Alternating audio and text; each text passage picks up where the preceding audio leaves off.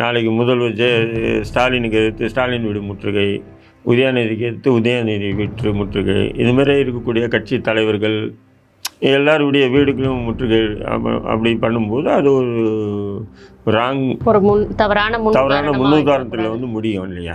அதுதான் முன்னெச்சரிக்கையாக காவல்துறை நடவடிக்கை. இப்போ காவல்துறை அவங்க ஏற்கனவே திட்டம் போட்டிருப்பாங்க, நம்ம சொன்னதுனால உடனே அவங்க இது பண்ண மாட்டாங்க. இருந்தாலும் நாளைக்கு ஒரு காலம் இது அசம்பாவிதத்தில் முடிஞ்சுன்னு சொன்னால் இது நம்ம ஏற்கனவே எச்சரித்தோம், ஆனால் காவல்துறை கண்டுக்கலை அப்படின்றத நம்ம பேசுறதுக்கு வசதியாக போயிடும். ஒரு தவறான முன்னுதாரணமாக ஆக்கிடக்கூடாது அப்படின்னு சொல்லி புகார் கொடுத்தேன்னு சொல்கிறீங்க. ஆனாலும் ஒரு பக்கத்தில் நாம் தமிழர் கட்சி ஒருங்கிணைப்பாளர் சீமானுக்கு ஆதரவாக தான் தடாரஹிம் இந்த மாதிரி செயல்களில் ஈடுபடுறாரு அப்படின்னு சொல்கிறாங்க.